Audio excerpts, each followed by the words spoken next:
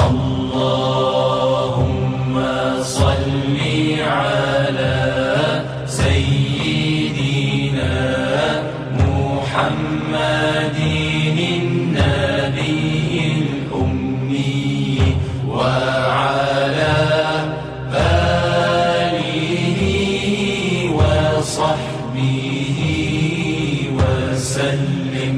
बिस्मिल्लाहिर्रहमानिर्रहीम। मैं Abu Zainab Zuhaib Khan Islamic information centre और दारुल अमन के ज़ेर एहतमाम इस मजालिस आम सीरत आइम्मा अरबा के अहम उन्वानात पर अपनी और ज़िम्मेदारों के जानिब से आप सबका इस्तक़बाल करता हूँ। अस्सलामु अलैकुम व रहमतुल्लाहि व बरकातुहू। हमारे इस चार हफ़्तों का इस मजालिस आम की आज आखिरी कड़ी है, जिसका उन्वान है सीरत इमाम अहमद बिन हम्बल रहमहुल्लाह। इस उन्वान के हमारे खुसूसी मुक़र्रिर हैं हाफ़िज़ शेख अब्दुल अज़ीम उमरी मदनी हफ़िज़हुल्लाह। क़ब्ल इसके मैं इस मजलिस का आगाज़ करूँ, मैं मुनासिब समझता हूँ कि इस मजलिस की तरतीब आप सबके सामने पेश कर दूँ। मजलिस का आगाज़ तिलावत कुरान पाक से होगा, फिर शेख का तारुफ़ पेश किया जाएगा, फिर उन्वान पर बात होगी, उसके बाद इस्लामिक इंफॉर्मेशन सेंटर और दारुल अमन का तारुफ़ पेश किया जाएगा इंशाअल्लाह। आपको वॉलंटियर्स फीडबैक फॉर्म देंगे। आपके फ़ीडबैक से हमें ये पता लगेगा कि इस जैसे मजालिस को और बेहतर अंदाज में कैसे मुनाकिद किया जा सकता है इंशाअल्लाह। आखिरी नशिस्त सवाल व जवाब की होगी। आपको वॉलंटियर स्लिप्स देंगे। स्लिप्स में अपना सवाल लिख दें, अपने सवाल को उन्वान तक ही महदूद रखें। स्लिप में अपना मोबाइल नंबर और ईमेल लिखें, क्योंकि अगर सवाल जवाब का वक्त कम हो तो हम आपको सवाल का जवाब इत्तला कर सकें इंशाअल्लाह। मैं हाफ़िज़ शेख नबील अहमद हफ़िज़हुल्लाह को दावत देता हूँ कि वो इस मजलिस का आगाज़ तिलावत कुरान पाक से करें।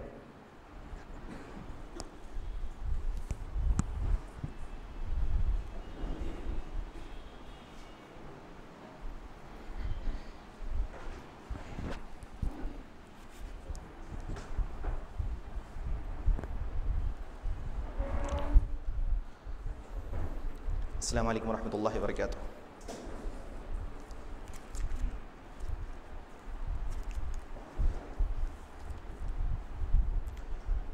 अऊज़ु बिल्लाहि मिनश शैतानिर रजीम। बिस्मिल्लाहिर रहमानिर रहीम। वलक़द ज़य्यन्ना अस्समाअ अद्दुन्या बिमसाबीह वजअलनाहा रुजूमन लिश्शयातीन वअअतदना लहुम अज़ाबस्सईर।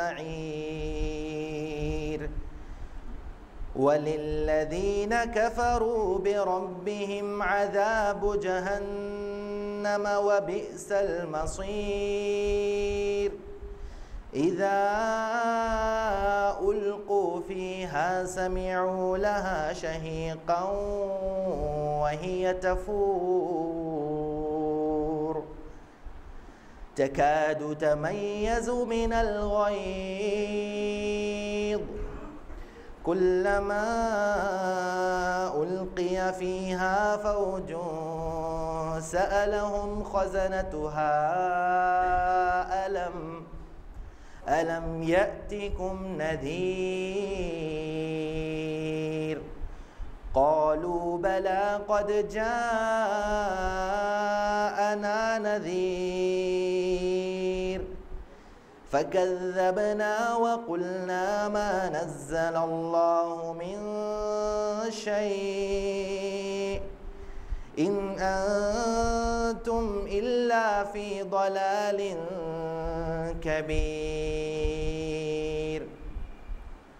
वक़ालू लौ कुन्ना नस्मअु औ नअक़िलु मा कुन्ना फ़ी अस्हाबिस सईर। फ़अतरफ़ू बिज़ंबिहिम फ़सुहक़न लिअस्हाबिस सईर। इन्नल्लज़ीन यख़शौन रब्बहुम बिलग़ैबि लहुम مغفرة وأجر كبير. وأسروا قولكم أو اجهروا به إنه عليم بذات الصدور.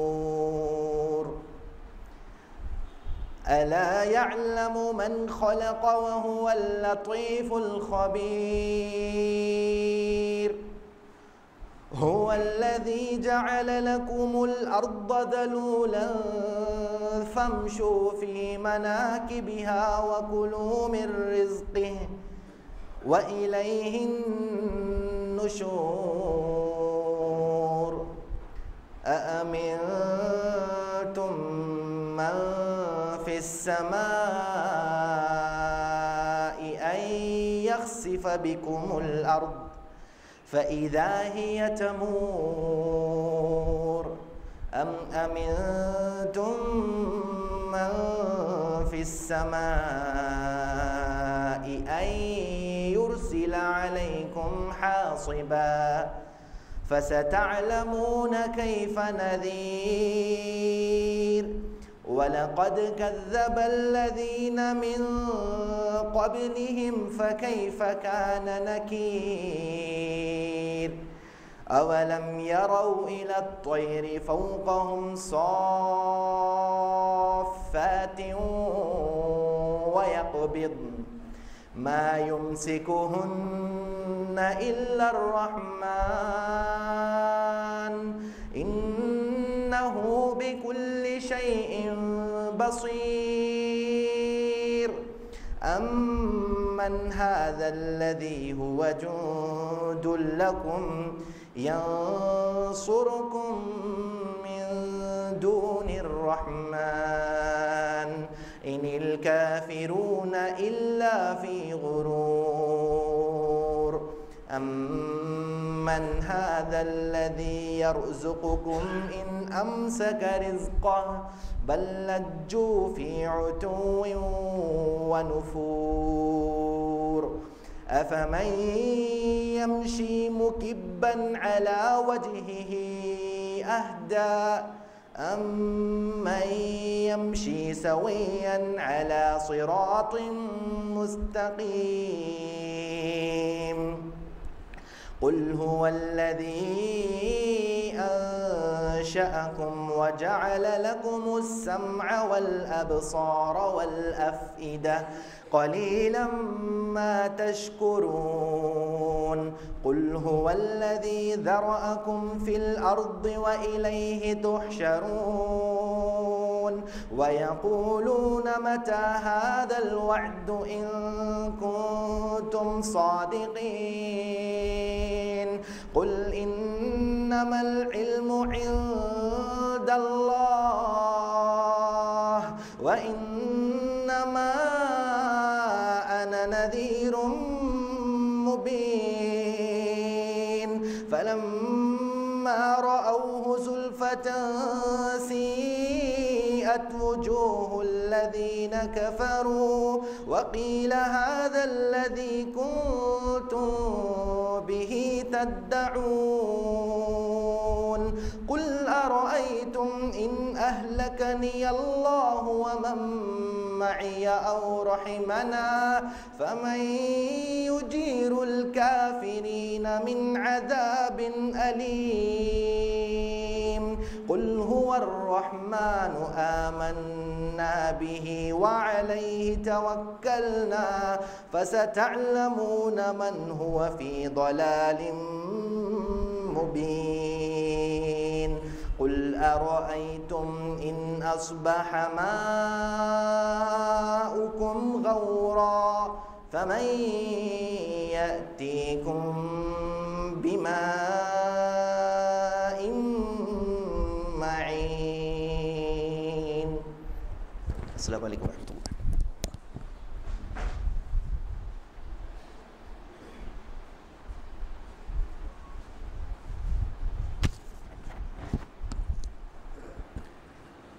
जज़ाकल्लाहु खैरन शेख। हमारे आज के मुकर्रिर हैं हाफिज़ शेख अब्दुल अज़ीम उमरी मदनी हफ़िज़हुल्लाह। आपने जामिया दारुस्सलाम उमराबाद से फ़रागत के बाद आपने जामिया इस्लामिया मदीना मुनव्वरा का रुख किया और वहाँ आला दर्जात से कामयाबी हासिल की, अल्हम्दुलिल्लाह। अभी आप जामिया दारुस्सलाम उमराबाद के शेखुल हदीस हैं और मस्जिद चार मीनार शिवाजी नगर के ख़तीब के हैसियत से काम अंजाम दे रहे हैं। बिला ताख़ीर मैं हाफिज़ शेख अब्दुल अज़ीम उमरी मदनी हफ़िज़हुल्लाह को दावत देता हूँ कि वो हमें अपने इल्म से मुस्तफ़ीद करें और इस अहम उन्वान सीरत इमाम अहमद बिन हम्बल रहमहुल्लाह पर रोशनी डाले। हाफिज़ शेख अब्दुल अज़ीम उमरी मदनी हफ़िज़हुल्लाह। अस्सलामु अलैकुम व रहमतुल्लाहि व बरकातुहू। इन्नल हम्दलिल्लाह नहमदुहु व नस्तईनुहु व नस्तगफिरुहु व नऊज़ु बिल्लाहि मिन शुरूरि अनफुसिना व मिन सय्यिआति अमालिना। मन यहदिहिल्लाहु फला मुदिल्ल लहु व मन युद्लिल फला हादिय लहु। व अशहदु अन ला इलाहा इल्लल्लाहु वहदहु ला शरीका लहु व अशहदु अन्न मुहम्मदन अब्दुहु व रसूलुहु। अम्मा बअदु फ़इन्न खैरल हदीस किताबुल्लाह व खैरल हदी हदी मुहम्मदिन सल्लल्लाहु अलैहि वसल्लम व शर्रल उमूरि मुहदसातुहा व कुल्लु मुहदसतिन बिदअह व कुल्लु बिदअतिन ज़लालह व कुल्लु ज़लालतिन फिन्नार। अऊज़ु बिल्लाहि अस्समीइल अलीम मिनश शैतानिर रजीम मिन हमज़िहि व नफ़्ख़िहि व नफ़्सिहि। व लक़द आतैना मूसल किताब फला तकुन फ़ी मिर्यतिन मिन लिक़ाइहि व जअलनाहु हुदल लिबनी इसराईल व जअलना मिनहुम अइम्मतन यहदूना बिअम्रिना लम्मा सबरू व कानू बिआयातिना यूक़िनून। IIS इस्लामिक इंफॉर्मेशन सेंटर के नौजवान साथियों और इस बामक़सद प्रोग्राम के शुरकाए इजलास और पर्दानशीन ख़वातीन इस्लाम, सीरत अइम्मा अरबा का जो मुबारक सिलसिला 3 हफ़्ते कबल हमने शुरू किया था, आज उसकी आखिरी कड़ी लेकर हम यहाँ हाज़िर हुए हैं, जिसमें हम इंशाअल्लाह ताला इमाम अहले सुन्नत वल जमाअह इमाम अहमद बिन हम्बल रहमतुल्लाहि अलैहि की सवाने हयात पर रोशनी डालेंगे। क़ब्ल इसके कि मैं इमाम अहले सुन्नत वल जमाअह इमाम अहमद बिन हम्बल रहमहुल्लाह की ज़िंदगी पर रोशनी डालूँ और आपकी हयात तय्यबा के बारे में कुछ कहूँ। तमहीदी तौर पे जैसे मैंने अपने पहले दर्स में आपके थोड़ा और आवाज़ रखिए, जैसे मैंने अपने पहले दर्स में कहा तमहीदी तौर पर कि इस तरह के प्रोग्राम मुनाकिद करने की ज़रूरत क्या है। मैंने कुछ असबाब तो अपने पिछले दर्स में बताए थे जो सीरत इमाम अबू हनीफ़ा रहमहुल्लाह के उन्वान पर मुनाकिद हुए थे। भाइयों, आज जिन हालात जिस माहौल से हम गुज़र रहे हैं उसका एक बहुत बड़ा बहरान और अलमिया है कि आज इंसान के अंदर कैरेक्टर का फ़ुक़दान है, अखलाक का फ़ुक़दान है, किरदार का फ़ुक़दान है। दुनिया उन लोगों को स्टेज दे रही है, उन लोगों को उसवा और आइडियल बनाकर हमारी नई नौजवान नस्ल के सामने पेश कर रही है, जिनके अंदर किरदार नहीं, अखलाक नहीं, कैरेक्टर नहीं। मुआशरे के ऐसे लोग जो मुआशरे के बेहया हैं, मुआशरे के नाफरमान हैं, मुआशरे के ज़ानी हैं। माफ़ करना मेरे सख्त उसलूब पे, क्यों? इसलिए कि आज दुनिया जो कल्चर पेश कर रही है हमारे न्यू जनरेशन के सामने, नई नस्ल के सामने, वो फिल्मों का कल्चर है। फिल्मों में अदाकारी करने वाले एक्टर्स आज हमारी नौजवान नस्ल गैर शूरी तौर पर या तो फिल्मी अदाकारों को अपना आइडियल बनाए हुए हैं या फिर क्रिकेट के खिलाड़ियों को आइडियल बनाए हुए हैं। ये वो लोग जो मुआशरे में हर तरह के किरदार को बिगाड़ रहे हैं, जिनसे अखलाक बिगड़ रहे हैं, जिनसे औलाद वालिदैन की नाफरमान हो रही है, जिनकी वजह से मुआशरे में ज़िना आम हो रहा है। आज ऐसे लोगों को आइडियल बनाकर पेश किया जाता है। ऐसे में अपने कैरेक्टर को बचाने के लिए, अपने किरदार को संवारने के लिए, अपनी शख्सियत की तामीर के लिए हमारे और आपके लिए ज़रूरी होता है कि वो सीरतें हमारे सामने रहें, नबियों पैगम्बरों की सीरतें, सहाबा किराम रिज़वानुल्लाहि अलैहिम अजमईन की सीरतें, ताबईन और तबे ताबईन रहमतुल्लाहि अलैहिम अजमईन की सीरतें, जिनकी ज़िंदगी का एक एक बाब खुलूस व लिल्लाहियत, तक़वा व खशियत इलाही, अमानत व दियानत, अखलाक़ व किरदार और आला से आला इंसानी कैरेक्टर का सबक रखती हैं। यही इस तरह के प्रोग्रामों का मकसद है कि हमारी नौजवान नस्ल हो या मुसलमान मर्द हो के औरतें, ये अपने असलाफ से जुड़ जाएं और अपने असलाफ की ज़िंदगियों के को अपने लिए आइडियल और नमूना बनाकर उसकी रोशनी में अपनी ज़िंदगियां गुजारें। मैंने एक आयत अपनी गुफ्तगू के आगाज़ में पढ़ी, उसी आयत से मैं अपने मकसद पे आता हूँ। मैंने एक आयत पढ़ी कि अल्लाह ताला ने मूसा अलैहिस्सलाम का जिक्र करके फरमाया, कौमे बनु इसराइल का जिक्र करके फरमाया, वजअलना मिनहुम अइम्मतन यहदूना बिअम्रिना लम्मा सबरू, कि हमने बनु इसराइल में मूसा अलैहिस्सलाम के बाद ऐसे इमाम बनाए, ऐसे रहनुमा बनाए, ऐसे रहबर बनाए जो पब्लिक की रहनुमाई किया करते थे, आवाम की रुश्दो हिदायत का सामान किया करते थे। कब? जब उनके अंदर दो सिफतें थी, एक सब्र और दूसरा यकीन। यह आयत बता रही है कि पिछली उम्मतों में बनु इसराइल, कौमे बनु इसराइल में अंबिया अलैहिमुस्सलाम के बाद अल्लाह ताला बनु इसराइल में वक्तन फ़वक्तन ऐसे उलमा को पैदा करता रहा जो इमाम थे, जो रहनुमा थे, जो रहबर थे और जो अपनी रियाया को अल्लाह के दीन की तरफ, तौहीद की तरफ बुलाया करते थे। तो भाइयों, जिस तरह कौमे बनु इसराइल में कई अइम्मा गुजरे हैं, कई रहनुमा गुजरे हैं, कई रहबर गुजरे हैं, इसी तरह इस्लामी तारीख़ में भी कई अइम्मा गुजरे हैं, कई रहनुमा गुजरे हैं, कई रहबर हैं जिनकी सालिहियत, जिनके खुलूस व लिल्लाहियत और जिनकी रुश्दो हिदायत पर सारी उम्मत गवाह है। इमाम अहले सुन्नत वल जमा इमाम अहमद बिन हम्बल रहमतुल्लाहि अलैहि का शुमार इन्हीं उलमा में से होता है, इन्हीं अइम्मा में से होता है जिनकी बुज़ुर्गी, अज़मत, बड़ाई को सारी उम्मत तस्लीम करती है।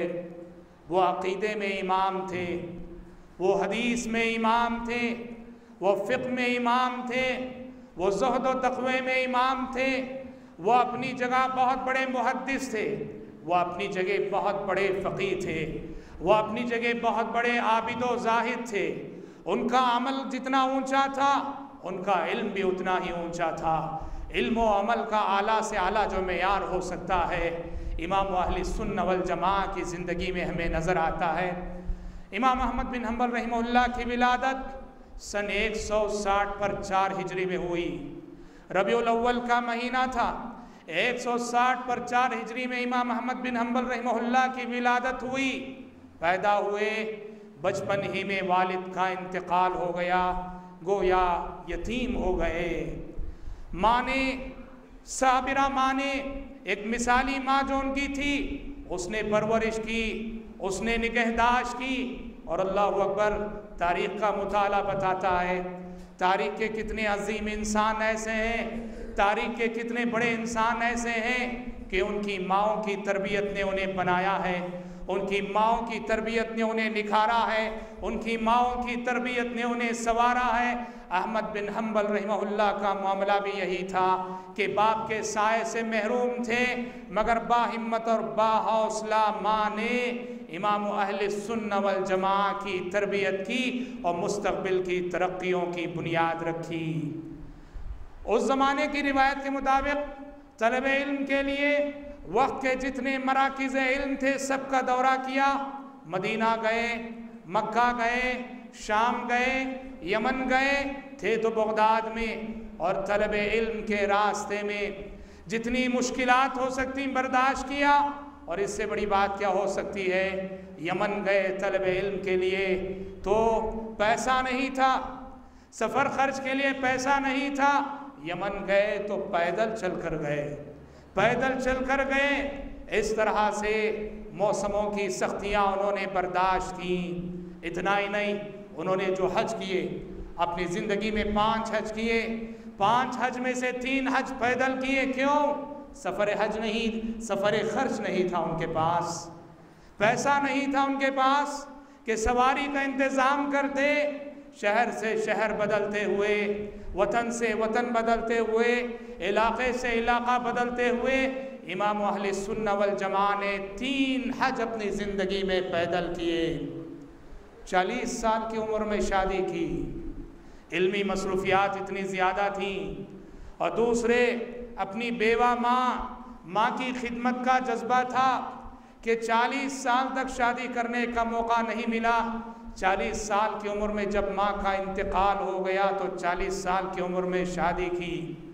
5 लड़के हुए, सालेह, सईद, अब्दुल्ला, 2 और लड़के और 1 लड़की ज़ैनब।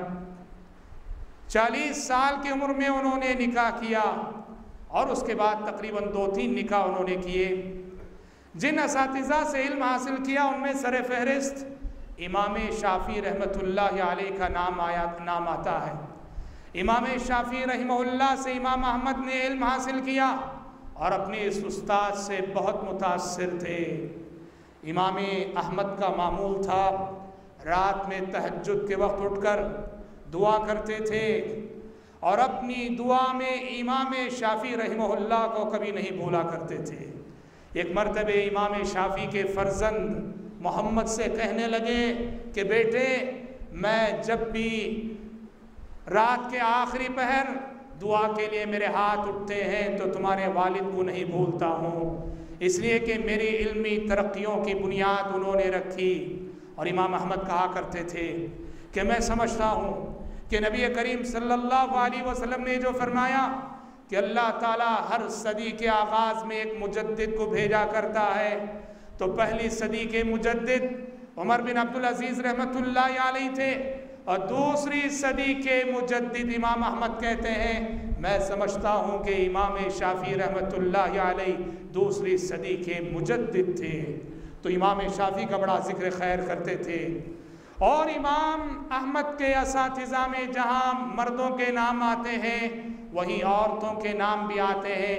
उम्मे उमर बिनते हस्सान, उम्मे उमर बिनते हस्सान नाम की एक मुहद्दिसा थी जिनसे इमाम अहले सुन्नह वल जमा ने इल्म हदीस हासिल किया। इससे मालूम होता है कि हमारी तारीख़ में बड़े बड़े अहले इल्म, बड़े बड़े मर्दाने कार को बनाने में औरतों ने भी अपना रोल अदा किया है, औरतों ने भी अपना किरदार अदा किया है। इमाम अहमद रहमतुल्लाह अलैह जब इल्म हासिल करके इल्म के आला मुकाम पे पहुंच गए, वक्त के हुक्मरानों ने उन्हें बड़े बड़े ओहदे देने चाहे, उन्हें काजी बनाना चाहा, उन्हें चीफ जस्टिस बनाना चाहा। जैसे हमने अपने पिछले दर्स में बताया कि अहले इल्म हुकूमत के ओहदों से दूर भागते थे, हुकूमत के ओहदों से दूर भागते थे। अहले इल्म का ये ख्याल था माजी में भी और आज के भी बहुत सारे इल्म हैं, उनके सोचने का अंदाज ये है कि कोई ओहदा हम कबूल कर लेते हैं हुकूमत का तो हमारे इल्म की मनफात महदूद होकर रह जाती है। इसीलिए जैसे हमने इमाम अबू हनीफा रहमतुल्लाह के बारे में भी बताया, उन्हें चीफ जस्टिस का ओहदा दिया गया पर उन्होंने कबूल नहीं किया। इमाम अहमद रहमतुल्लाह का भी यही मामला था कि उन्हें काजी बनाना चाहा वक्त के हुक्मरानों ने, पर उन्होंने इस ओहदे को कभी कबूल नहीं किया। क्यों? हम बता चुके अपने पहले दर्स में कि उलमा डरते थे। काजी का ओहदा इतना नाजुक ओहदा है कि अगर कोई गलत फ़ैसला हो जाए, काजी फ़ैसला कर दें कि फ़लाँ शख्स को कत्ल कर दिया जाए, कत्ल कर दिया जाएगा। अगर ये काजी का फ़ैसला गलत हो तो काजी जो है शरीयत के नज़दीक कातिल करार पाएगा। इस पर हमने बड़ी तफसील से अपने पहले दर्स में रोशनी डाल दी। इब्ने माइन जो इमाम अहमद के दोस्त हैं, साथी हैं, साहिब इल्म हैं, वो कहते हैं कि मैं 50 साल इमाम अहमद की सोहबत में रहा, 50 साल इमाम अहमद की रिफाकत में रहा। 50 साल की इस मुद्दत में मैंने कभी भी इमाम अहमद को न अपने इल्म पर फ़ख्र करते हुए देखा, न कभी अपने अमल पर फ़ख्र करते हुए देखा। भाइयों, ये गैर मामूली बात है, गैर मामूली बात है 50 साल की सोहबत के बाद ये शहादत, 50 साल की रिफाकत के बाद ये गवाही। अल्लाह अकबर, इल्म के आला मुकाम पे थे, वक्त के अहले इल्म ने गवाही दी कि ये अल्लाह के वली हैं, ये मुहद्दिस हैं, ये फ़क़ीह हैं, ये मुफस्सिर हैं। पर कभी ना अपने इल्म पे इतराया, पर कभी ना अपने अमल पे इतराया, कभी ना अपने इल्म पे गुरूर किया, ना ही अपने अमल पे गुरूर किया। अल्लाह के नेक बंदे ऐसे ही हुआ करते हैं। इमाम अहमद की शोहरत दूर दूर तक जा पहुँची थी। इमाम अहमद रहिमहुल्लाह का चर्चा दूर दूर तक हो चुका था। बिलाद अरब तो बिलाद अरब, बिलाद अजम के लोग भी इमाम अहमद को याद किया करते थे, उनका नाम लेकर उनके हक में दुआएं करते थे। इमाम अहमद इस शोहरत को लेकर परेशान रहते थे। इमाम अहमद ये जो उनको शोहरत मिली थी, हर जगह उनका नाम है, हर जगह उनकी इज्जत है, सबके दिलों में उनका मकाम और मर्तबा है। इमाम अहमद अपनी शोहरत को लेकर परेशान रहते थे।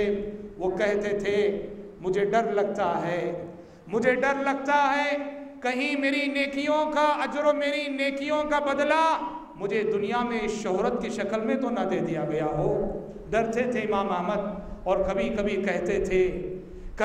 कहते थे काश कि मैं एक गुमनाम इंसान होता जिसे दुनिया में कोई जानने वाला ना होता। भाइयों, अहले इल्म उस हदीस को जहन में रखकर डरा करते थे, काम जाते थे कि कल जहन्नम जिन 3 लोगों से भड़काई जाएगी, उनमें एक आलिम होगा जिसके इल्म से दुनिया को फ़ायदा हुआ होगा। उसे लाया जाएगा, पूछा जाएगा, वो कहेगा परवरदिगारा मैंने अपने इल्म से तेरी खिदमत की। अल्लाह कहेगा तूने खिदमत ज़रूर की, पर तेरी खिदमत का मकसद ये था कि लोग तुझे अल्लामा का लक़ब दें, तुझे आलिम कहें, तेरी तारीफ़ करें। जो तारीफ़ तू चाह रहा था वो तुझे दुनिया में मिल गई। आज हमारे पास तेरे लिए कुछ नहीं है। अहले इल्म इस हदीस को पढ़कर सुनकर कांप उठते थे। इसी हदीस के पेश नज़र इमाम अहमद को जो शोहरत मिली हुई थी, इमाम अहमद अपनी शोहरत को लेकर डरे रहते थे, सहमे जाते थे, कांप उठते थे। कहते थे कि कहीं ऐसा तो नहीं कि मेरी नेकियों का बदला इस शोहरत की शक्ल में दुनिया ही में तो नहीं दे दिया गया। बहुत बड़े मुहद्दिस थे, हदीस का बड़ा गहरा इल्म मिला हुआ था और हदीस की सबसे ज़ख़ीम किताब इन्होंने लिखी। इमाम अहमद बिन हम्बल रहमतुल्लाहि अलैहि ने हदीस की सबसे अजीम किताब और हदीस की सबसे ज़ख़ीम किताब जिसे मुस्नद अहमद बिन हम्बल कहा जाता है। मुस्नद अहमद बिन हम्बल 40,000 हदीसें हैं, इसमें 40,000 हदीसें। बुखारी में 7,000 से ज़ायद हदीसें हैं, मुस्लिम में 12,000 से ज़ायद हदीसें हैं। अहादीस का सबसे बड़ा ज़ख़ीरा जो दुनिया में मौजूद है वो मुस्नद अहमद बिन हम्बल है, जो इन्हीं इमाम अहमद बिन हम्बल की किताब है। और मैं आपको बताऊं कि अहमद बिन हम्बल रहमतुल्लाहि अलैहि जब भी कोई हदीस मुस्नद अहमद में शामिल करते, अपनी इस किताब में लिखते, तो इमाम अहमद का मामूल था उस हदीस पर पहले अमल करते, उसके बाद उस हदीस को अपनी किताब में लिखते। जिस हदीस पे अमल करना उनके बस में था, उनके इम्कान में था, पहले उस हदीस पर अमल करते और उसके बाद उस हदीस को किताब में शामिल करते। उन्होंने वो हदीस शामिल करनी चाहिए कि नबी करीम सल्लल्लाहु अलैहि वसल्लम ने पचना लगवाया। कदीम इलाज का नबवी तरीक़ा है, जिस्म से फासिद खून निकाला जाता है। नबी करीम सल्लल्लाहु अलैहि वसल्लम ने पचना लगवाया और पचना लगाने वाले को 1 दीनार उजरत अता की।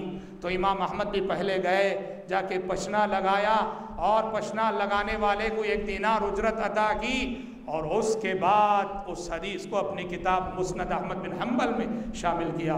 भाइयों, ये सिर्फ इमाम अहमद की बात नहीं, अइम्मा अरबा रहमतुल्लाहि अलैहि मजमाइन सबकी ज़िंदगियाँ अमल बिल हदीस का दर्स देती हैं, हदीस पर अमल करने का सबक देती हैं कि अइम्मा किराम रहमतुल्लाहि अलैहि मजमाइन कभी भी जानबूझकर वो हदीस की खिलाफ वर्जी नहीं किया करते थे।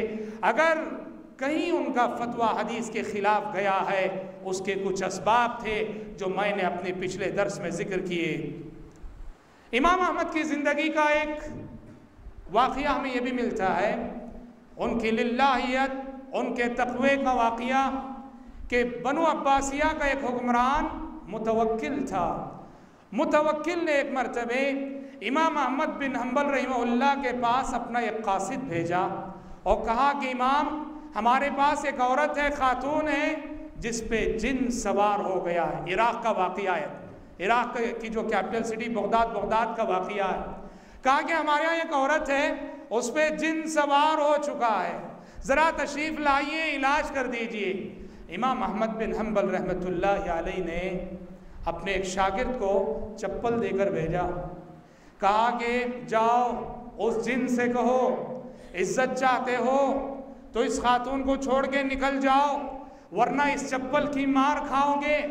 इमाम अहमद का शागिर्द पहुंचकर उस जिन से मुखातब हुआ, कहा कि इमाम अहमद तुमसे कह रहे हैं, इज्जत चाहते हो तो इस खातून को छोड़ के निकल जाओ, वरना इस चप्पल की मार तुम्हें खानी पड़ेगी। जिन ने कहा, कौन? इमाम अहमद कह रहे हैं। कहा कि हाँ, इमाम अहमद कह रहे हैं। जिन ने कहा, अगर अहमद कह रहे हैं तो मैं इस औरत को नहीं, अहमद कहें तो मैं इराक़ छोड़कर निकल जाऊंगा, इराक़ से बाहर। अल्लाह अकबर। भाइयों, अल्लाह के जो नेक बंदे होते हैं, मुत्तकी बंदे होते हैं, अल्लाह अकबर, रब्बुल आलमीन उनकी अज़मत व हैबत सिर्फ इंसानों के दिलों में नहीं, उनकी अज़मत व हैबत अल्लाह तबारक व तआला जिन्नात के दिलों में भी डाल देता है। ये सिर्फ इमाम अहमद नहीं, तारीख़ के कई अहले इल्म ऐसे हैं, शेखुल इस्लाम इब्न तैमिया हो या हमारे मशहूर अहले हदीस आलिम गुज़रे माजी करीब के अल्लामा सैयद सुलेमान मंसूरपुरी रहमतुल्लाह अलैह, इन सब की ज़िंदगियों में ऐसे वाक़यात हमें मिलते हैं। इमाम अहमद के बेटे जिनका नाम सालेह था, सालेह कहते हैं कि मुझे एक मरतबे मुझे लड़की पैदा हुई और मैंने अब्बा जान को जाके खबर दी कि आपको पोती मुबारक हो। तो इमाम अहमद चूँकि उमूमन मुआशरे में लड़की की पैदाइश को मनहूस समझा जाता है, सालेह कहते हैं कि मेरे वालिद ने ये सुनकर कहा कि बेटे तुम्हें मालूम होना चाहिए कि अल अंबिया आबाउ बनात, कि पैगंबरों को बेटों के मुकाबले में बेटियां ही हुआ करती थी। पैगंबरों को अल्लाह ने बेटों से ज़्यादा बेटियां ही दी है। खुद नबी करीम सल्लल्लाहु अलैहि वसल्लम को भी, आपको लड़के पैदा ज़रूर हुए लेकिन चारों लड़के बचपन ही में इंतकाल कर गए। आपकी जो 4 लड़कियां थीं वहीं ज़िंदा रहीं, बक़ैदे हयात रहीं, जवानी को पहुंची। वो फ़ातिमा हो, वो ज़ैनब हो, वो रुक़ैया हो, वो उम्मे कुलसूम हो, रज़ी अल्लाहु अन्हुन्ना जमीआत। और इमाम अहमद की सादगी के बारे में उनके फ़र्जंद सालेह कहते हैं कि वो इतने सादा थे कि कोई भी चीज़ बाज़ार में ख़रीदना हो, बाज़ार में ख़रीदने के लिए जाते थे, हत्ता कि कभी कभी लकड़ियों की गठरी ख़रीदने के लिए जाते थे और ख़ुद उसको अपनी पीठ पे लाद के आया करते थे। अपनी पीठ पे लाद के, वक्त का इमाम है ये, कैसे हमारे अहले इल्म थे। ये सहाबा की सुन्नत है, सहाबा की सुन्नत है। बुखारी की रिवायत है, सहाबा कहते हैं जब वो आयतें नाजिल हुई कुरान मजीद में जिसमें सदक़े का हुक्म दिया जा रहा था, हमारे पास पैसे नहीं थे खर्च करने के लिए, हम मदीने की मार्केट में जाते, मज़दूरों की तरह से मूठे ढोया करते थे और जो मजदूरी मिला करती थी उसको ला के अल्लाह के रास्ते में खर्च किया करते थे। सहाबा मूठे धोते थे। तो इमाम अहले सुन्नत वल जमा लकड़ियों की गठरी खरीदने जाया करते थे और उसको अपनी पीठ पे लाद के लाया करते थे। भाइयों, यहाँ तक इमाम अहले सुन्नत वल जमा की ज़िंदगी का एक रुख है, मुतफर्रिक़ बातें हैं, लेकिन जो असल रुख, असल बात जो इमाम अहले सुन्नत वल जमा की ज़िंदगी के हवाले से मुझे आपके सामने पेश करनी है, वो इमाम अहले सुन्नत वल जमा की फितने खल्क़ कुरान के मुकाबले में उनके साबित कदमी। सच्ची बात कहें, जिस वाक़ये ने इमाम अहमद को इमाम अहमद बनाया, जिस वाक़ये ने इमाम अहमद को इस्लामी तारीख़ में एक इम्तियाज़ अता किया, जिस वाक़ये ने इमाम अहमद को सारे उलमाए इस्लाम में खुसूसियत अता की, ये इमाम अहमद बिन हम्बल रहमहुल्लाह की वो साबित कदमी जो फितने खल्क़ कुरान में उन्होंने दिखाई। ऐसी साबित कदमी कि जिसको समझाने के लिए पहाड़ की साबित कदमी के अलावा हमारे पास कोई और दूसरी मिसाल नहीं है।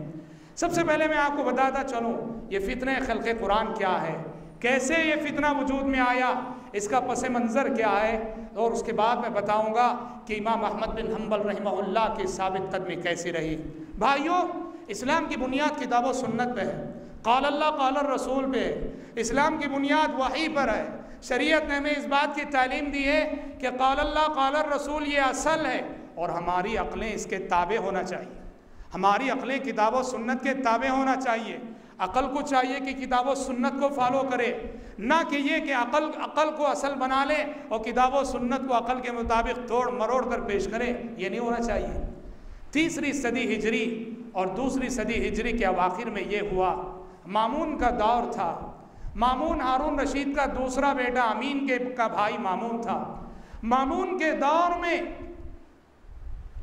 फ़लसफ़ा यूनानी का तर्जमा हुआ। यूनानी फ़लसफ़े की जो किताबें हैं, यूनानी फ़लसफ़े की किताबों का ट्रांसलेशन अरबी ज़बान में हुआ।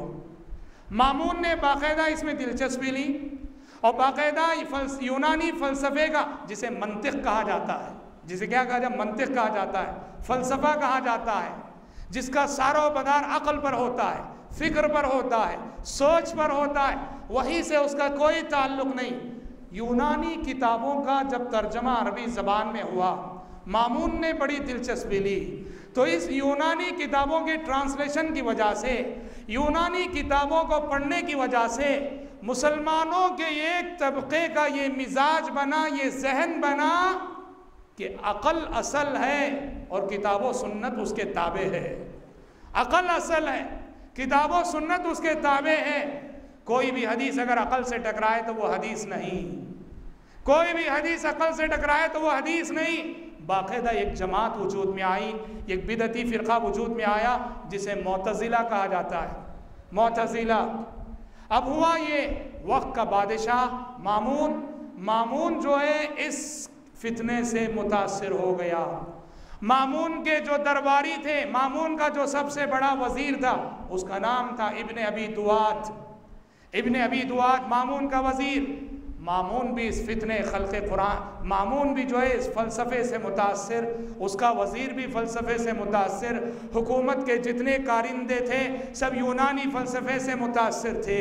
अब हुआ ये, इस फ़िक्र की वजह से मामून के वज़ीर ने, इब्न अबी दुआत ने और मामून के दरबारी उलमा ने एक मसला पैदा किया। वो ये है कि कुरान मजीद मखलूक है, कुरान मजीद मखलूक है, जबकि कुरान नौज़ुबिल्लाह मखलूक नहीं। कुरान अल्लाह का कलाम है, अल्लाह की सिफत है। मखलूक किसे बोलते हैं? जिसको पैदा किया गया हो। मखलूक बोलते हैं जिसको पैदा किया गया हो। मुअतज़िला भी, मामून भी, वक्त की हुकूमत भी ये कहने लगी कि कुरान मखलूक है, जबकि इमाम अहमद का ये अक़ीदा था, अहलुस्सुन्नह वल जमा का ये अक़ीदा था कुरान मखलूक नहीं है, कुरान अल्लाह की सिफत है, इसलिए कि वो अल्लाह का कलाम है। जिस तरह अल्लाह की ज़ात मखलूक नहीं, इस तरह अल्लाह की कोई सिफत भी मखलूक नहीं। ये जो मसला था, नतीजे के एतबार से बात दूर तक जाती थी। इमाम अहमद बिन हम्बल रहमहुल्लाह ने कहा, जो शख्स कुरान को मखलूक कहता है वो काफिर है, इसलिए कि नऊज़ु बिल्लाह वो अल्लाह की एक सिफत को मखलूक बता रहा है, अल्लाह को मखलूक बता रहा है। कुरान को मखलूक कहने वाला वो अल्लाह को मखलूक बता रहा है कि पहले नहीं था बाद में आया। नऊज़ु बिल्लाह, कुफ्र तक बात जाती है। इसलिए इमाम अहमद बिन हम्बल रहमहुल्लाह इस मसले में हुकूमत वक्त के मुकाबले में खड़े हो गए। मामून जो वक्त का बादशाह हुक्मरान है, उसका वजीर जो इब्न अबी दुआत, हुकूमत की ताकत के बल पर, कुव्वत के बल पर, अपने ओहदे और मनसब के बल पर वक्त के पूरे उलमा से ये इस अकीदे को मनवाना चाह रहा था, इकरार करो, एतराफ़ करो कि कुरान मखलूक है। देखो यहाँ दो शर जमा हो गए, एक हुक्मरानों का शर, एक उलमा का शर। ये दो तबके अगर बिगड़ जाएं, एक बादशाह बिगड़ जाए और दूसरा आलिम बिगड़ जाए, बिगड़ा हुआ बादशाह और बिगड़ा हुआ आलिम, ये दोनों इकट्ठा हो जाएं तो दीन का जनाजा निकल जाता है। हमारे मुल्क की तारीख बताती है, हमारे मुल्क की तारीख में अकबर ने नया दीन ईजाद किया दीन इलाही के नाम से। अकबर बादशाह ने नया दीन ईजाद किया दीन इलाही के नाम से। क्यों? अकबर खुद अपनी जगह बिगड़ा जहन रखता था और उसको अबुल फजल फैजी जैसे वक्त के ऐसे उलमा मिल गए जो ज़मीर फरोश दुनियादार उलमा थे। नतीजे में अकबर जो कहता उसके हर अमल को सही ठहराते थे। अकबर ने दीन इलाही ईजाद किया जो कचूमर था। इस्लाम की कुछ बातें, हिंदुइज्म की कुछ बातें, बुद्धिज़्म की कुछ बातें, क्रिश्चियनिटी की कुछ बातें, सारे अदियान और मज़ाहिब का कचूमर उसने तैयार किया दीन इलाही। भाइयों, ये दो शर अगर मिल जाएं, उलमा का शर और वक्त के बादशाहों का शर, दीन का जनाजा निकलता है। यहाँ बगदाद में यही हो रहा था। वक्त का हुक्मरान, बिगड़ा हुआ हुक्मरान और बिगड़े हुए ज़मीर फरोश उलमा, इब्ने अबी दुआत जो कि मामून का वज़ीर था। और आपको ये भी मालूम होना चाहिए, वज़ीर बादशाह जो है अरबी ज़बान में कहा जाता है इन्नमल मलिकु बिवुज़राइही। वज़ीर जो बादशाह, वज़ीर की आंखों से देखता है, वज़ीर के कानों से सुनता है, वज़ीर की ज़बान बोलता है, वज़ीर की अकल से सुनता है। बादशाहों का मिजाज है, वज़ीर उसका जो वज़ीर जो दिखाता है वही देखता है, वज़ीर जो सुनाता है वही सुनता है, वज़ीर जो कहलवाता है वही कहता है। अब यहाँ मामून अपनी ताकत के बल पर और अपने दरबारी उलमा के मशवरे पर वक्त के तमाम उलमा से इस बात का इकरार करवाना चाह रहा था, इकरार करो कि कुरान मखलूक है। वक्त के जितने नामवर उलमा थे, मामून ने यह तय किया कि सारे उलमा से मनवाना है और इकरार करवाना है कि कुरान मखलूक है। कई उलमा दब कर इकरार कर लिए कि कुरान मखलूक है, कमज़ोर किस्म के लोग। कुछ उलमा थे जो इन दिनों अपने घरों में छुप कर रह गए, कभी बाहर नहीं निकलते थे। और कुछ उलमा थे जो मामून के दरबार में ले जाए गए, मामून ने उनसे ज़बरदस्ती इकरार लेना चाहा, तौरिया करके बच गए, तक़िया करके बच गए। कैसे तौरिया करके? बाज़ उलमा को जो अहलुस्सुन्नह वल जमा के थे, मामून ने दरबार में खड़ा करके कहा इकरार करो कि कुरान मखलूक है, आसमानी किताबें मखलूक हैं, इकरार करो। तो उन उलमा ने बाज़ में कैसे बच गए? तौरिया करके। बाज़ उलमा ने कहा हम इकरार करते हैं कि तौरात, इंजील, ज़बूर, सूफ़ इब्राहीम, कुरान, ये पांचों मखलूक हैं। क्या कहा? हम इकरार करते हैं तौरात, इंजील, ज़बूर, सूफ़ इब्राहीम और कुरान, ये पांचों मखलूक हैं। मामून छोड़ दिया उनको, इकरार कर ली। उनकी मुराद क्या थी? ये 5 उंगलियां मखलूक हैं, जिन उंगलियों पे मैं गिना था। जी हाँ, ये 5 किताबें नहीं, उनकी मुराद ये थी कि ये 5 उंगलियां। अब चूंकि जालिम बादशाह है, जालिम हुक्मरान है, उसके जुल्म से बचना है वरना जान के लाले पड़ेंगे। आपको ये बात बताऊं, अगर कोई जालिम हमारे सर पे सवार हो जाए तलवार लेकर और कहे कि शिर्क करो, इस्लाम को गाली दो, पैगंबर इस्लाम को गाली दो वरना कत्ल कर देंगे, शूट कर देंगे, यहाँ 2 रास्ते हैं। एक रास्ता है रुखसत का। रुखसत का रास्ता क्या है? ठीक है, जान बचाने के वास्ते उन्हें जो बोल रहा है कुफ्र कर दो, दिल से नहीं जबान से। रुखसत का रास्ता ये। मक्के में क्या हुआ जानते हैं? मक्की ज़िंदगी में जब मुशरिकीन मक्का सताने लगे, बहुत ज़्यादा सताने लगे, बाज़ सहाबा ऐसे थे जिनसे तकलीफ़ें बर्दाश्त नहीं हो सकी, उनकी ज़बान से कुफ्र के कलिमात निकल गए, दिल से नहीं। उनकी अज़ियतों से बचने के लिए, उनकी तकलीफ़ों से बचने के लिए बाद में परेशान हो गए, हमारी ज़बान से कुफ्र के कलिमात अदा हुए। अल्लाह ताला ने आसमान से वही नाजिल कर दी। सूरह नहल 14वें पारे की आयत है, मन कफ़र बिल्लाहि मिन बादि ईमानिही इल्ला मन उक्रिहा व क़ल्बुहु मुतमइन्नुन बिल ईमान वलाकिन मन शरह बिल कुफ्रि सदरा। कहा कि जिन लोगों पे ज़बरदस्ती की जाए, ज़बरदस्ती की वजह से कुफ्र का जुमला ज़बान से निकल जाए, दिल में वो कुफ्र की बात ना हो, ऐसे लोगों पे कोई गिरफ्त और पकड़ नहीं है। तो अगर कोई शख्स किसी की जान पे सवार हो जाए, जबरदस्ती करे, 2 रास्ते हैं। एक रास्ता रुखसत का है, इन उलमा ने जिन्होंने इस तरह कहा कि पांचों मखलूक है, इसी रुखसत के रास्ते को अपनाकर किसी तरह बच निकले। मगर इमाम अहमद बिन हम्बल रहमहुल्लाह ने अजीमत के रास्ते को अपनाया। अजीमत का रास्ता किसे बोलते हैं? जो शख्स आपसे कह रहा है कि कुफ्र करना वो करो वरना शूट कर दूंगा, आप बोलो जो करना है कर ले, कुफ्र नहीं करेंगे हम, मेरी बोटी बोटी कर दे, मेरे टुकड़े कर दे, जो करना है कर ले। जैसे फिरौन के जादूगरों ने फिरौन से कहा फक़ज़िमा अंत क़ास इन्नमा तक़ज़ी हाज़िहिल हयात दुनिया, ऐ फिरौन क्या कर सकता है कर ले हमारे साथ, ज़्यादा से ज़्यादा हमारी दुनिया बिगाड़ेगा। ये अजीमत का रास्ता है। वक्त के जाने माने उलमा जब रुखसत के रास्ते को अपना कर मामून के कोड़ों से बच रहे थे, इस वक्त इमाम अहले सुन्नत वल जमा ने देखा कि बड़ा नाजुक वक्त है। अगर सारे उलमा इसी तरह से रुखसत का रास्ता अपना कर चले जाएंगे, हुकूमत ये ऐलान करेगी कि सारे उलमा इकरार कर चुके हैं कि कुरान मखलूक है, और उसका नतीजा पब्लिक पे पड़ेगा कि सारी पब्लिक में यह अकीदा आम हो जाएगा जो कि कुफ्र है। इमाम अहमद ने यह तय किया कि यहाँ रुखसत की राह नहीं, यहाँ अजीमत का रास्ता अपनाना है, यहाँ अजीमत का रास्ता अपनाना है।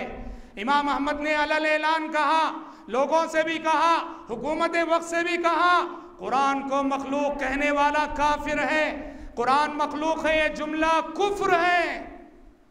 इमाम अहमद बिन हम्बल रहमतुल्लाह अलैह को वक्त के हुक्मरान ने, मामून ने, आपको मालूम होना चाहिए कि महज इस मसले की वजह से इमाम अहमद को तीन बादशाहों के जुल्म सितम को बर्दाश्त करना पड़ा।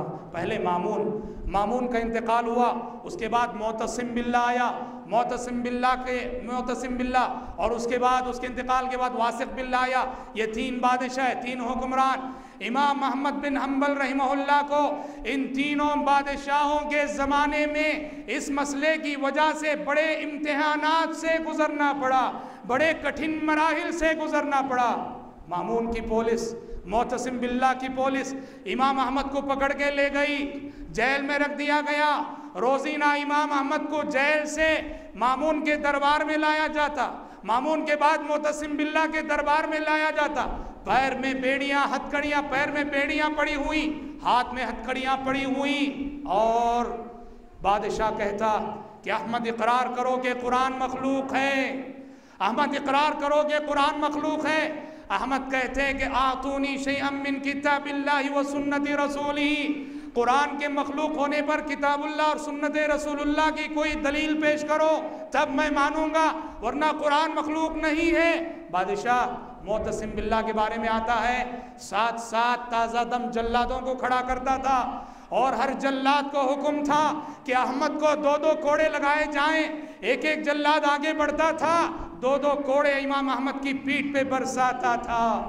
एक जल्लाद 2 कोड़े बरसाता, पीछे हटता, दूसरा जल्लाद आता, वो 2 कोड़े बरसाता, पीछे हटता। अल्लाह अकबर। तारीख में खुद जल्लाद की शहादत है। जिस जल्लाद ने इमाम अहमद को कोड़े लगाए उसकी शहादत है। वो कहता था कि अल्लाह की कसम हमने अहमद बिन हम्बल की पीठ पर ऐसे कोड़े बरसाए हैं कि अगर हाथी की पीठ पे भी बरसाए जाते तो हाथी चीख पड़ता। भाइयों, इमाम अहमद बिन हम्बल रहमहुल्लाह कई मरतबे ऐसा हुआ बेहोश हो जाते, कोड़े लगाए जाते, बेहोश हो जाते, और उसके बाद उन्हें होश ना होती। उनके साथ क्या हुआ, क़ैद खाने में उनको होश आती।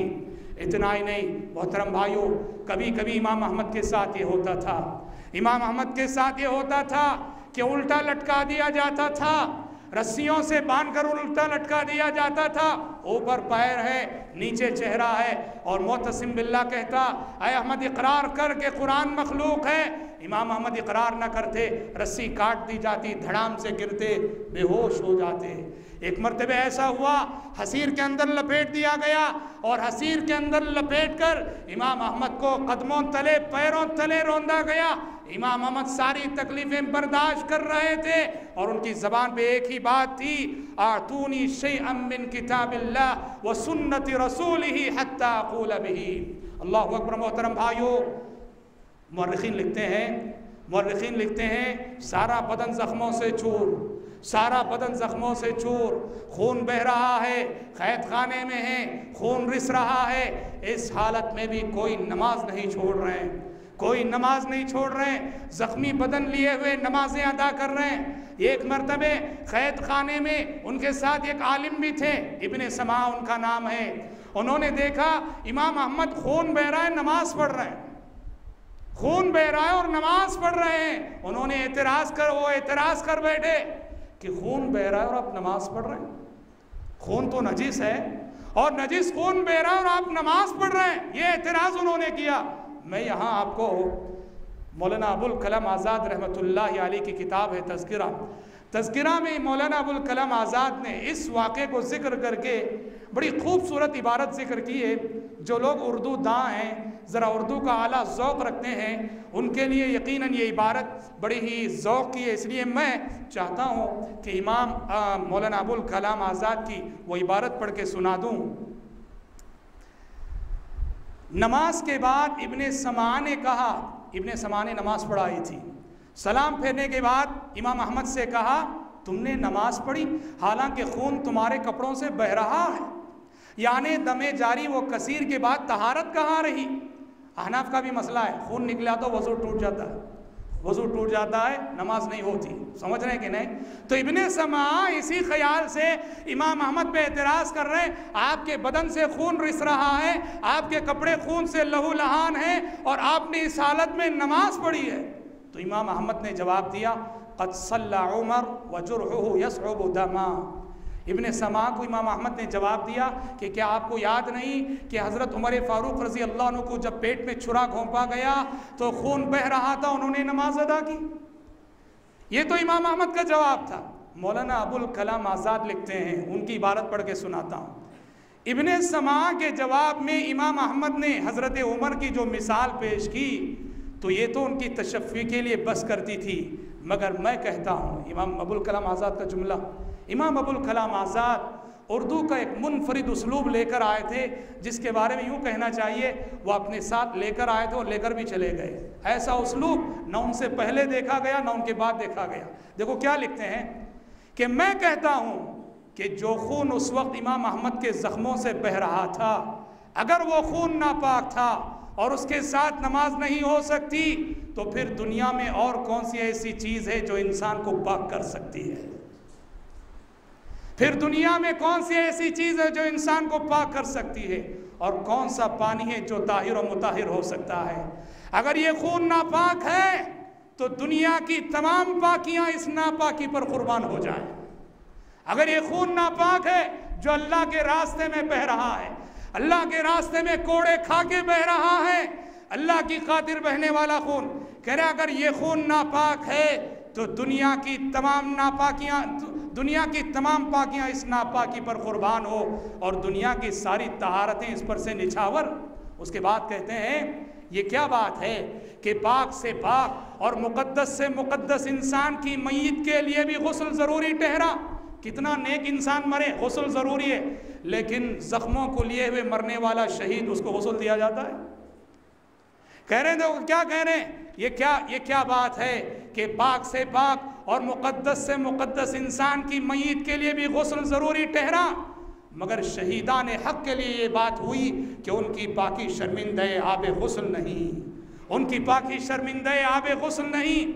उसके बाद कहते हैं अल्लाह अल्लाह, यहाँ तहारत जिस्म व लिबास का क्या सवाल है, यहाँ तहारत जिस्म व लिबास का क्या सवाल है। इमाम अहमद ने अपनी तमाम उम्र में अगर पाक से पाक और सच्ची से सच्ची कोई नमाज पढ़ी थी तो यकीनन वही वो ज़ोहर की नमाज थी, यकीनन वही ज़ोहर की नमाज थी। फरमाते हैं कि इमाम अहमद की तमाम उम्र की वो नमाजें एक तरफ, इमाम अहमद की तमाम उम्र की वो नमाजें एक तरफ जिसे दरियाए दजला के पानी ने पाक किया हो, और वो चंद घड़ियों की इबादत एक तरफ जिसको राहे सबात हक़ में बहने वाले खून ने मुक़द्दस व मुताहिर कर दिया। अल्लाह अकबर।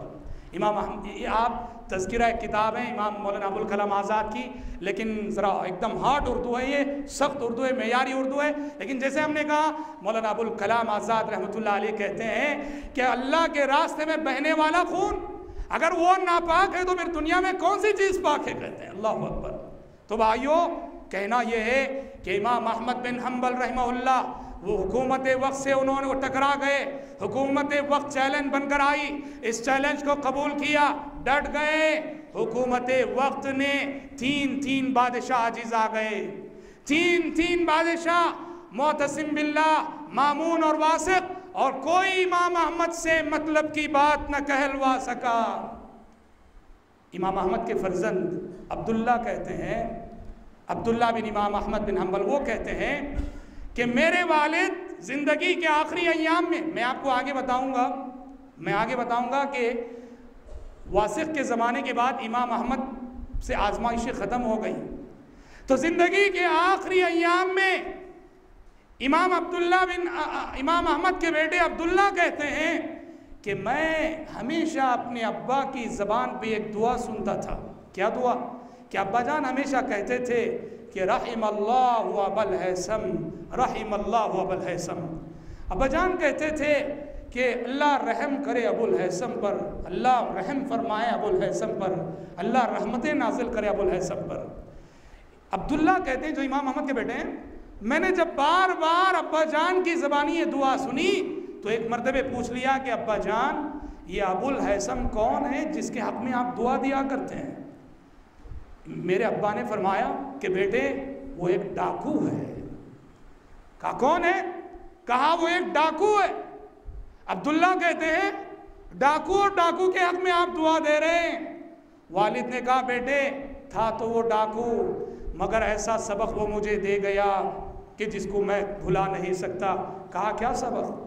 कहा जिस वक्त मुझे मामून की पुलिस पकड़ के ले जा रही थी, मामून की पुलिस पकड़ के ले जा रही थी, रास्ते में आके उसने रुकाया, मुझे रुका के कहा अहमद एक बात सुनना, देखो मैं वक्त का जाना माना बदनाम ज़माना डाकू अबल हैसम हूँ। अहमद मैं चोरी किया, पकड़ा गया, सज़ा दी गई, सज़ा की मुद्दत मुकम्मल हुई, आज़ाद हुआ, फिर चोरी किया, फिर पकड़ा गया, सज़ा दी गई, फिर आज़ाद हुआ, फिर चोरी किया, फिर कहा अहमद मैं एक डाकू हूँ, मैंने बार बार चुराया है, इस हुकूमत ने मुझे 12 सज़ाएं दी हैं, पर आज तक मैंने चोरी करना नहीं छोड़ा। ऐ अहमद तुम दीन के रास्ते में हो, तुम दीन के रास्ते में हो, कहीं ऐसा ना हो कि हिम्मत हार जाओ। ऐ अहमद तुम्हारी बंदगी पे तुफ हो अगर तुम दीन के लिए उतनी कुर्बानी भी ना दे सको जितनी कुर्बानी एक डाकू दुनिया के लिए दे सकता है। अल्लाह अकबर। इमाम अहमद कहते हैं जिस वक्त मामून की पुलिस कोड़े बरसाती थी, मोतसिम की पुलिस कोड़े बरसाती थी, तो मेरी हिम्मत जवाब दे जाती थी, मेरा हौसला जवाब दे जाता था, मगर अबुल हैसम का ये जुमला याद आता, मुझे बड़ा हौसला मिलता, मेरा दिल मलामत करता, एक डाकू दुनिया के लिए इतनी कुर्बानियाँ दे सकता है, इतनी तकलीफ़ें बर्दाश्त कर सकता है, तो अल्लाह के लिए अगर मैं हिम्मत हार जाऊँ तो मेरी बंदगी पर तुफ है। भाई कितना बड़ा सबक है। इसीलिए इमाम अहमद उस डाकू के हक़ में दुआ देते थे, कहते थे था तो डाकू, मगर एक बहुत बड़ा सबक मुझे वो पढ़ा गया। मामून का ज़माना गुज़रा, मोतसिम का ज़माना गुज़रा, वासिक़ बिल्लाह का ज़माना गुज़रा, बाद में मुतवक्किल का ज़माना आया। मुतवक्किल ये भी अब्बासी बादशाह है। मुतवक्किल ये इमाम अहमद के हक़ में हमदर्द था, बड़ा मेहरबान था। जैसे ही वासिक़ के बाद मुतवक्किल का ज़माना आया, मुतवक्किल को शदीद एहसास था कि मुझसे पहले गुजरे हुए बादशाहों ने कितना सताया है अहमद बिन हम्बल को। मुतवक्किल ने इमाम अहमद को हर तरह से राज़ी करना चाहा, खुश करना चाहा। इमाम अहमद से माफ़ी मांगी उसने कि मुझसे पेशरो हुक्मरानों ने आपके साथ जो सलूक किया है उनकी जानिब से मैं माफ़ी मांगता हूँ। मुतवक्किल हर सूरत उन्हें राज़ी करना चाहता था, और यानी अहलुस्सुन्ना सलफ़ी था ये बादशाह मुतवक्किल, और इसने आने के साथ ही सलफ़ियत को फ़रोग़ देना शुरू किया। और जैसे हमने कहा इमाम अहमद को राज़ी करना चाहता था। एक मरतबा मुतवक्किल क्या किया, इमाम अहमद की खिदमत में अपना एक कासिद भेजा कीमती हदिया देकर।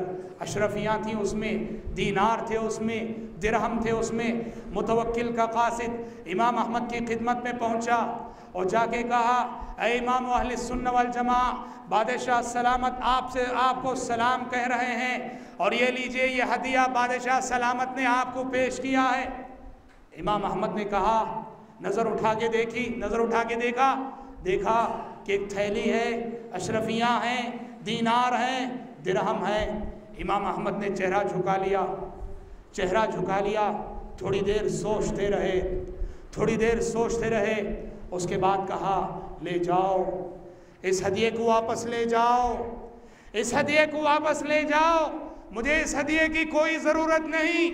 उसके बाद कहा, अल्लाह की कसम दिरहम और दीनार की आजमाइश मेरे लिए मामून के कोड़ों की आजमाइश से ज़्यादा सख्त है। अल्लाह अकबर। भाइयों, ये बात याद रखना, अच्छे लोग जो बड़े बड़े इम्तिहानों में कामयाब हो जाते हैं, पैसे का फितना ऐसा है कि अच्छे लोग फिसल जाते हैं। इसीलिए इमाम अहमद ने कहा, वक्त के हुक्मरानों का हदिया मैं कबूल नहीं करूँगा, ये ले जाओ। मैं दिरहम और दीनार की इस आजमाइश को मामून के कोड़ों की आजमाइश से ज़्यादा सख्त समझता हूँ। इमाम अली बिन मदीनी जो इमाम बुखारी के भी उस्ताद थे, अली बिन मदीनी कहा करते थे कि अल्लाह तबारक व तआला ने फितना इर्तिदाद के मौके पर इस दीन की मदद की अबू बकर सिद्दीक के ज़रिए। जब लोग मुर्तद हुए, आप जानते हैं अबू बकर सिद्दीक रज़ी अल्लाह अन्हु ने सुभान अल्लाह कैसे जो है अपनी अजीमत के ज़रिए से इस फितने को ख़त्म किया। अली बिन मदीनी कहते हैं, फितने इर्तिदाद के मौके पर अल्लाह ताला ने अली बिन मदीनी के ज़रिए इस दीन की मदद की और फितने खल्क़ कुरान के मौके पर अहमद बिन हम्बल के ज़रिए से अल्लाह ताला ने इस दीन की मदद की। दज्जाल के फितने से बचाने वाली सूरत और शायद सूरह कहफ की पाबंदी से तिलावत की एक वजह यह भी हो कि इमाम अहमद जिन हालात से गुजर रहे थे, सूरह कहफ में भी असहाबे कहफ उन्हीं हालात से गुजरे थे। इमाम अहमद को वक्त के बादशाह से टक्कर लेनी पड़ी थी, असहाबे कहफ को भी वक्त के हुक्मरान और बादशाह से टक्कर लेनी पड़ी थी और अल्लाह की मदद आई थी। शायद ये मुनासबत हो कि इमाम अहमद बिन हम्बल रहमहुल्लाह सूरह कहफ पाबंदी से तिलावत किया करते थे। भाइयों, इमाम अहमद बिन हम्बल रहमहुल्लाह मुत्तबी किताब व सुन्नत थे। किताब व सुन्नत की नशर इशाअत की, बिदात के खिलाफ खुली तलवार थे, बिदतियों के मुकाबले में सख्त थे, सुन्नत की खिदमत में और बिदत के मिटाने में अपनी ज़िंदगी सर्फ कर दी। वो खुद फरमाया करते थे मन रद्द हदीस रसूलिल्लाह सल्लल्लाहु अलैहि वसल्लम फहुवा अला शफा हलका। फरमाया करते थे, जो शख्स भी नबी करीम सल्लल्लाहु अलैहि वसल्लम की किसी हदीस को रिजेक्ट करे, नबी करीम सल्लल्लाहु अलैहि वसल्लम की किसी हदीस को रद्द करे, वो शख्स तबाही के दहाने पे खड़ा है। और वो अपने शागिर्दों से खिताब करके कहते थे, ला तुक़ल्लिदनी वला तुक़ल्लिद मालिकन वला लौज़ाई वख़ुज़ मिन हैसु अख़ज़ू। कहा करते थे, लोगों मेरी तक़लीद ना करो, मालिक की तक़लीद ना करो, औज़ाई की तक़लीद ना करो, बल्कि इन लोगों ने जहाँ से दीन को लिया है वहाँ से लो, यानी किताब व सुन्नत से दीन को हासिल किया करो। किताब व सुन्नत दीन के ये दो असली मसादिर हैं। और इमाम अहमद बिन हम्बल रहमतुल्लाहि अलैह, मुहद्दिसीन किराम रहमतुल्लाहि अलैहि मजमईन की अज़मत, उनकी फजीलत और उनकी बरतरी के इस हद तक कायल थे कि एक मरतबे इमाम अहमद की मजलिस में इब्ने अबी क़तीला, एक शख्स है, उसका नाम है इब्ने अबी क़तीला। इब्ने अबी क़तीला नाम का एक शख्स था। वो इमाम अहमद के सामने मुहद्दिसीन पर तनकीद कर रहा था, कह रहा था कि हम अस्हाबु सू, मुहद्दिसीन की जमात ये अच्छी जमात नहीं है। ये जुमला सुनना था। इमाम अहमद गुस्से में आ गए और वहाँ से कहते हुए उठे कि ज़िंदीक़ुन, कहे कि जो शख्स मुहद्दिसीन पे जरह करता हो, जो मुहद्दिसीन पे कलाम करता हो, वो ज़िंदीक़ है, वो बेदीन है। ये कहकर इमाम अहमद बिन हम्बल रहमतुल्लाह अलैह वहाँ से उठ गए। सन 240 पर 1 हिजरी में, सन 240 पर 1 हिजरी में इमाम अहमद बिन हम्बल का इंतकाल हुआ। गोया के 70 पर 7 साल उनकी उम्र थी जब उनको गुस्ल दिया जा रहा था। इमाम अहमद के बेटे कहते हैं मेरे वालिद को जब नहलाया जा रहा था, गुस्ल दिया जा रहा था, तो इमाम मेरे वालिद के सारे बदन पर सर से लेकर पैर तक हमने देखे। मामून के दौर में, मोतसिम के दौर में जो कोड़े बरसाए गए थे, उन जख्मों के निशानात सर से लेकर पैर तक हमने देखे, जो ज़िंदगी में कभी हमारे वालिद ने हमें दिखाए नहीं। अल्लाह अकबर, यही निशानात हैं जो हश्र के मैदान में काम आएंगे। अल्लाह अकबर। और एक और वाक़या इंतकाल से पहले का इमाम अहमद के बेटे जिक्र करते हैं कि बिल्कुल इंतकाल का वक्त था, गुनूद की तारी थी, सकरात की सी कैफियत थी। इशारे के ज़रिए पानी मंगवाया मेरे वालिद ने, मैं पानी लेकर आया। जैसे ही पानी लेकर आया तो देखा कि नीम बेहोशी की आलम में है और एक जुमला दोहरा रहे हैं। कहा क्या जुमला दोहरा है? कल्ला वल्लाह, कल्ला वल्लाह। क्या कह रहे इमाम अहमद? नीम बेहोशी की हालत में वो कह रहे हैं कल्ला वल्लाह, कल्ला वल्लाह। कह रहे हैं अल्लाह की कसम हरगिज़ नहीं, अल्लाह की कसम हरगिज़ नहीं। इमाम अहमद के बेटे अब्दुल्ला कहते हैं कि जब थोड़ी सी होश आई अब्बा जान को, तो मैंने पूछा पानी पिलाने के बाद कि अब्बा जान, आप जो अभी थोड़ी देर पहले कल्ला वल्लाह, कल्ला वल्लाह जो कह रहे थे, क्यों कह रहे थे? अल्लाह की कसम हरगिज़ नहीं, हरगिज़ नहीं जो कह रहे थे। तो मेरे अब्बा ने फरमाया कि बेटे, शैतान आकर मुझे गुमराह करना चाह रहा है मौत के वक्त, शैतान आकर गुमराह करना चाह रहा है मौत के वक्त। तो मैंने शैतान से कहा कल्ला वल्लाह, कि अल्लाह की कसम मैं तेरी इताअत नहीं करूँगा, अल्लाह की कसम। भाइयों, ये बहुत ही नाजुक बात है। नबी करीम सल्लल्लाहु अलैहि वसल्लम भी दुआ पढ़ते थे, अल्लाहुम्मा इन्नी अऊज़ु बिक मिन अन यतखब्बतनी अश-शैतानु इंदल मौत। ऐ अल्लाह, मैं तेरी पनाह चाहता हूँ कि मौत के वक्त शैतान गुमराह न कर दे। शैतान बहुत से हमले करता है इंसान पर, उसका सबसे नाजुक हमला मौत के वक्त होता है। इसलिए कि शैतान जानता है अल्लाह ताला के पास इंसान की नजात का दारो मदार उसके खातिमे पर है। मौत के वक्त ज़बान से शिर्क का कलिमा अदा हो गया तो इंसान तबाह हो गया। इसीलिए इन्नमल अमालु बिल ख़वातीम, शैतान गुमराह करने की सबसे ज़्यादा कोशिश मौत के वक्त करता है। कुरान भी हमें दुआ सिखाता है। क्या दुआ सिखाता है? सूरह मोमिनून में 18वें पारे में कुरान मजीद ये दुआ सिखाता है, वक़ुर रब्बी अऊज़ु बिका मिन हमाज़ातिश शयातीन, वक़ुर रब्बी अऊज़ु बिका मिन हमाज़ातिश शयातीन व अऊज़ु बिका रब्बी अन यहज़ुरून। ऐ पैगम्बर, आप ये दुआ पढ़िए कि परवरदिगारा, शैतान के वसवसों से तेरी पनाह मांगता हूँ, और परवरदिगारा, मैं मेरे पास शैतान के हाजिर होने से भी तेरी पनाह मांगता हूँ। शैतान ज़िंदगी में भी हाजिर होता है, हर अमल के वक्त हाजिर होता है, खाने पीने के वक्त हाजिर होता है, क़ज़ाए हाजत के वक्त हाजिर होता है, सोने जागने के वक्त हाजिर होता है, और उसकी सबसे ख़तरनाक हाज़िरी मौत के वक्त हुआ करती है, और वो मौत के वक्त गुमराह करना चाहता है। तो इमाम अहले सुन्नत वल जमाआ, उनके पास भी शैतान हाजिर होकर उनकी मौत के वक्त गुमराह करने की उसने कोशिश की। लेकिन जो लोग अपनी ज़िंदगी में हक़ और हिदायत पे कायम रहते हैं, सच्चाई पे कायम रहते हैं, अल्लाह ताला उनको मौत के वक्त भी साबित कदम रखता है। इसीलिए हमेशा हुस्न ख़ातिमा की दुआ करते रहनी चाहिए। ये कुछ बातें थी जो इमाम अहले सुन्नत वल जमाआ इमाम अहमद बिन हम्बल रहमहुल्लाह की हयात तय्यबा से मुताल्लिक़ थी। ये जैसा कि मैंने कहा, बड़ी सबक आमूज़ ज़िंदगी है और बड़ी तफसीलात हैं। वक्त की क़िल्लत के पेश नज़र मैं इन्हीं चंद बातों पर इक्तिफ़ा करता हूँ। यकीन मानिए कि इन मुहद्दिसीन किराम रहमतुल्लाह अलैहि मजमईन की ज़िंदगियाँ और इसी तरह से इन अइम्मा किराम रहमतुल्लाह अलैहि मजमईन की ज़िंदगियाँ हमारे लिए और आपके लिए बेहतरीन उसवा हैं, बेहतरीन नमूना है। हमें इन ज़िंदगियों को पढ़ना चाहिए और इन्हें आइडियल और नमूना बनाकर इनके नक्श कदम पे ज़िंदगियाँ गुजारनी चाहिए। दुआ है रब्बुल आलमीन से कि अल्लाह ताला हमें और आपको नबी करीम सल्लल्लाहु अलैहि वसल्लम और आपके सहाबा और सलफ़ सालिहीन रहमतुल्लाहि अलैहिम अजमईन के उसवे पर चलने और अमल करने की तौफ़ीक़ अता फरमाए। आमीन व आखिरु दावाना अल्हम्दुलिल्लाहि रब्बिल आलमीन।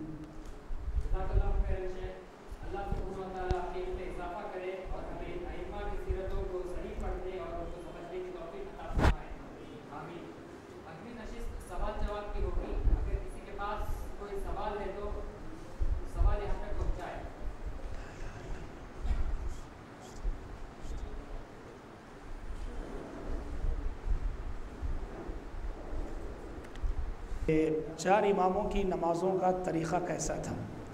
ये सिर्फ नमाज की बात ही नहीं, एक मैं आम बात कहता हूँ कि जैसे हमने कहा कि अइम्मा किराम रहमतुल्लाह अलैहि मजमाइन के बास फतवे यकीनन हदीस के ख़िलाफ़ गए। जैसे इमाम अबू हनीफा रहमतुल्लाह रफ़ुल यदैन नहीं करते थे, रफ़ुल यदैन के कायल नहीं थे, जबकि रफ़ुल यदैन के सिलसिले में कितनी हदीसें हैं।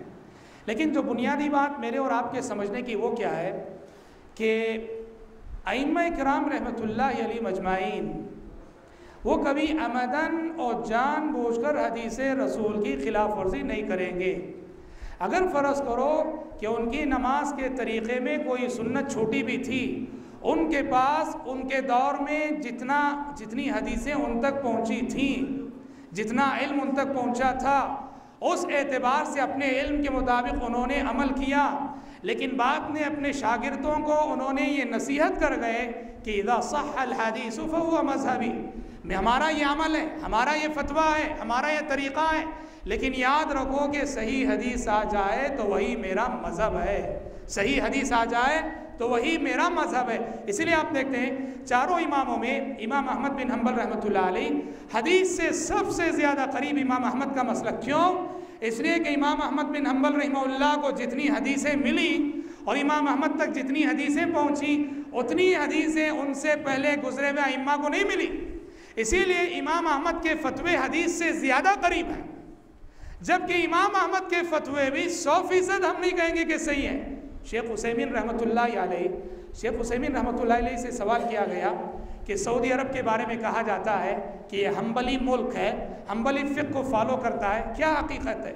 तो शेख हुसैमीन रहमतुल्लाह अलैहि मजमईन ने जवाब दिया कि देखो, हम अक़ीदे के मामले में इमाम अहमद को फॉलो करते हैं, लेकिन जो मसाइल हैं, नमाज के मसाइल हो, फ़लाह मसाइल हो, हज के मसाइल हो, ज़कात के मसाइल हो, इन सब में हम हदीस ही को फॉलो करते हैं। अगर कहीं हमारे इमाम अहमद बिन हम्बल का फतवा हदीस के ख़िलाफ़ जाए, हम उनके फतवे को उठा के बाजू रखते हैं। मुझे याद पड़ता है, बहुत पहले मैं पढ़ा था, 17 मिसालें दी हैं शेख हुसैमीन ने, 17 फतवे इमाम अहमद के, जहाँ सऊदी अरब के उलमा उसको नहीं लेते, इमाम अहमद के फतवों को नहीं लेते। 17 फतवे ऐसे हैं जो हदीस के ख़िलाफ़ गए हैं और उसको सऊदी अरब के उलमा ने उसको रिजेक्ट कर दिया। इसलिए कि अइम्मा किराम की नसीहत यही है। तो लिहाजा कहना ये है, हमें बजाय इसके कि ये देखें कि फ़लाँ इमाम कैसे नमाज़ पढ़ते थे, फ़लाँ इमाम कैसे नमाज़ पढ़ते थे, अल्हम्दुलिल्लाह कुतुबे अहादीस का ज़ख़ीरा हमारे सामने मौजूद है और आजकल अहादीस रसूल तक रसाई बहुत आसान हो गई है और अहादीस पर इतना रिसर्च और इतनी तहक़ीक़ हो चुकी है अल्हम्दुलिल्लाह कि आसानी से आप मालूम कर सकते हैं। तो हमें और आपको, हम में से हर शख्स को इस बात की कोशिश करनी चाहिए कि हमारी नमाज़ें सुन्नत रसूल के मुताबिक हों। जी हाँ,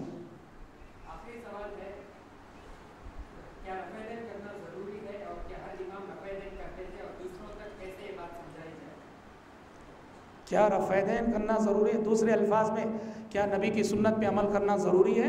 यानी पूछने की बात ही नहीं। अल्लाहु अकबर, जब हदीस में आ गया, इब्ने उमर रज़ी अल्लाहु अन्हुमा, बुखारी शरीफ हदीस की हर किताब में मौजूद है रफ़ुल यदैन की हदीसें, हदीस की हर किताब में, बुखारी से लेकर मुस्लिम से लेकर अबू दाऊद, तिरमिज़ी, नसाई, इब्ने माजा, हदीस की हर किताब में आपको रफ़ुल यदैन की हदीस मिलेगी। इसीलिए खुद अइम्मा किराम के शागिर्द, जैसे इमाम अबू हनीफा रहमतुल्लाह रफ़ुल यदैन नहीं करते थे, वो रफ़ुल यदैन नहीं करते थे वो इमाम अबू हनीफा रहमतुल्लाह, इसलिए कि वो अब्दुल्लाह बिन मसूद रज़ी अल्लाह अन्हु के फ़िक़्ह को फॉलो करते थे, तो रफ़ुल यदैन वो नहीं करते थे। लेकिन उनके शागिर्द इसाम बिन यूसुफ अल-बल्खी, जो इमाम अबू हनीफा के शागिर्द हैं, इमाम अबू हनीफा के शागिर्द हैं मोहम्मद इब्नुल हसन, उनके शागिर्द इसाम बिन यूसुफ अल-बल्खी, यानी इमाम अबू हनीफा के पोते शागिर्द, उन तक जब रफ़ुल यदैन की हदीस पहुंची तो उन्होंने कहा कि गर्चे हमारे इमाम अबू हनीफा ने रफ़ुल यदैन नहीं किया है, मेरे पास हदीस पहुंच गई है, मैं रफ़ुल यदैन करता हूँ। वो हनफी रहकर भी रफ़ुल यदैन करते थे। कौन? इसाम बिन यूसुफ अल-बल्खी। कहना यह है, हमारे असलाफ इस माने में हनफी नहीं थे कि आंख बंद करके 100% इमाम अबू हनीफा को फॉलो करें, इस माने में हनफी नहीं थे। हमारे असलाफ इस माने में शाफी नहीं थे कि वो आंख बंद करके 100% इमाम शाफी को फॉलो करें, नहीं थे। हमारे असलाफ इस माने में मालिकी नहीं थे, हम्बली नहीं थे कि वो आंख बंद करके 100% इमाम मालिक और इमाम अहमद को फॉलो, नहीं। वो उनके इल्म से फ़ायदा उठाते थे, उनके उसूलों से फ़ायदा उठाते थे, और जहाँ कहीं उनका फतवा हदीस के ख़िलाफ़ जाता नज़र आए अल्हम्दुलिल्लाह हदीस रसूल को ले लिया करते थे। हमारा और आपका रवैया भी यही होना चाहिए। अइम्मा किराम की नसीहत भी आने वाली नस्लों के लिए यही है। जी हाँ।